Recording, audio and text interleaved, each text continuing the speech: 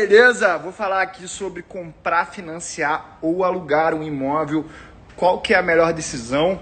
Já vou adiantando aqui para vocês que isso está super em voga hoje, porque com essas novas taxas de juros, tomar essa decisão pode significar muito dinheiro na tua conta, beleza? Tô aqui falando diretamente da minha casa no Rio de Janeiro, para quem não conhece. E vamos chegar ali, ó. Ah, essa casa é própria, tá? Mas vamos chegar ali no nosso quadro para a gente falar das questões que eu acho que são necessárias a gente levantar antes de tomar essa decisão, perfeito?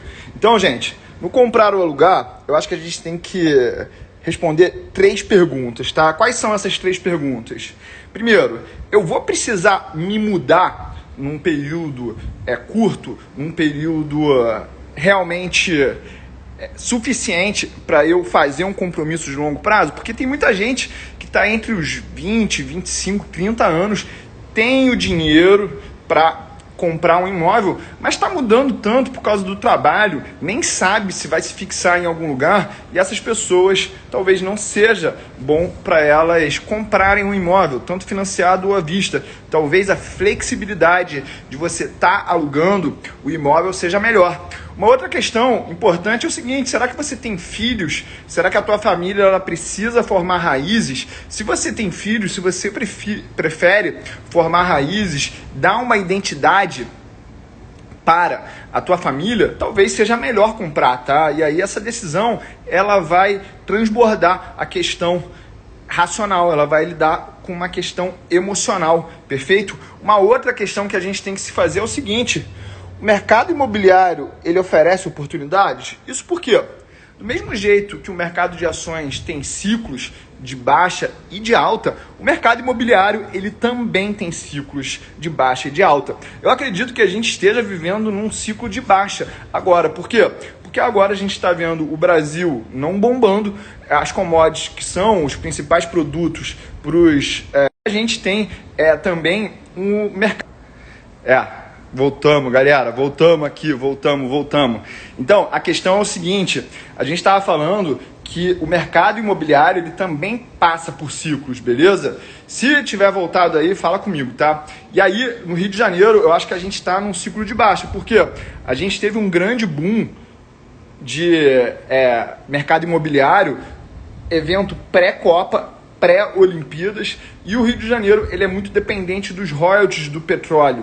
Então, como o petróleo está numa baixa em relação a ciclos anteriores, a gente não está coletando tantos impostos e a cidade ela está sofrendo em relação a isso, tá? Então eu acredito que atualmente a gente esteja vivendo um momento onde a gente encontra os imóveis na baixa, principalmente aqui no Rio de Janeiro, tá? E outra coisa importante com relação ao mercado imobiliário, a gente tem que lembrar que quando a gente está investindo em imóveis, a gente não está pensando numa média, porque cada negociação imobiliária ela é uma negociação independente, ela é uma negociação que depende muito de você encontrar um vendedor desesperado para vender por um preço baixo e você ter a disposição de pegar aquela oportunidade e comprar na baixa, perfeito? Então, já falamos aqui de 2 assuntos importantes. Será que eu vou me mudar? Isso aqui vai decidir se você precisa comprar uma casa própria ou não.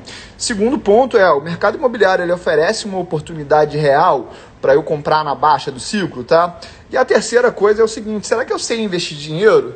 Porque não adianta nada você ficar nessa questão, eu devo comprar, eu devo alugar, eu devo financiar e pegar o dinheiro para aplicar se você não tiver a habilidade de investir em renda variável, que é o que vai gerar um ganho maior do que a média no longo prazo, tá? E aí, se você não sabe investir, você tem que acompanhar aqui o meu canal, perfeito? Vou lembrar também, no dia 27 de dezembro, a gente está fazendo aí um evento 100% gratuito, 100% digital, onde a gente vai ter mais de 7, 8 feras CNPI, CFA, gestores, ensinando vocês a investir de graça, tá? Se você quiser participar disso, você tem que pedir o link no direct para mim.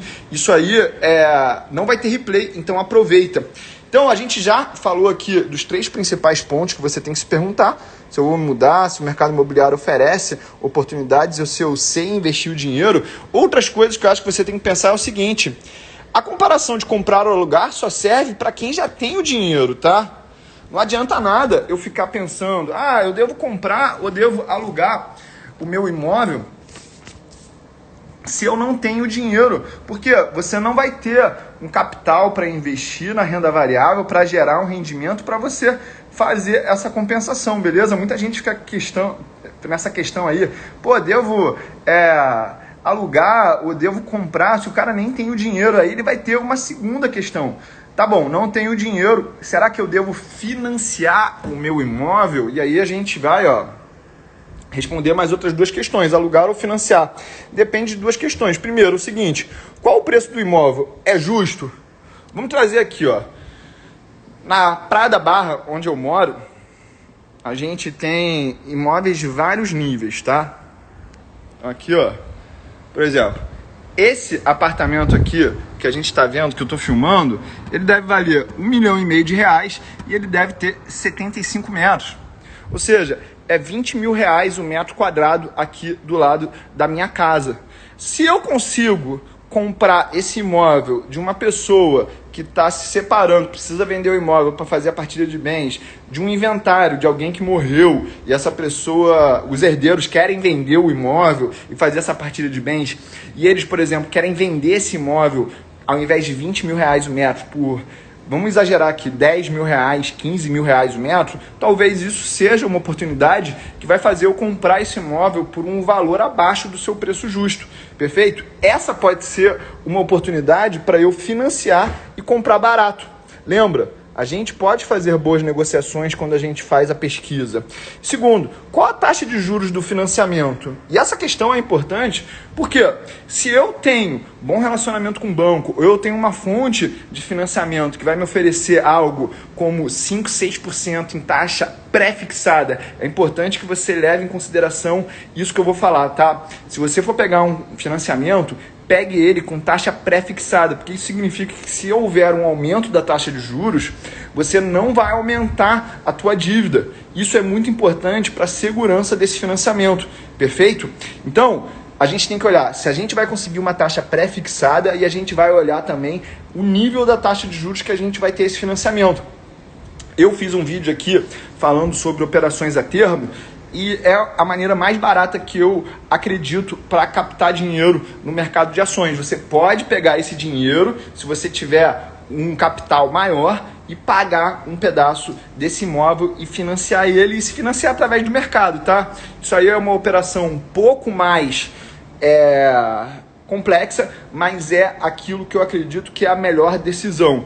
E aí vamos evoluir aqui nas nossas questões, que é sabedoria versus conhecimento, tá? Você vai pagar prestação, aluguel com fluxo de investimento ou outras rendas? O que quer dizer isso? Vamos dizer que eu tô num imóvel e aí esse imóvel eu paguei R$1 milhão nele, tá? E ele tem um preço justo de R$1,5 milhão, ou seja, comprei barato. E aí, vamos dizer que essa prestação desse imóvel vai acabar sendo de R$5 mil. E esse imóvel eu tô pagando esse aluguel do meu bolso, do meu salário, eu tenho mais dinheiro, tá? Então, tudo isso que a gente usar para pagar esse aluguel, essa prestação, ele vai sair de várias fontes de renda, ou seja, eu tenho muito mais segurança que eu vou conseguir realmente fazer jus a essa minha dívida, tá? E é aí que está a história da sabedoria e do conhecimento.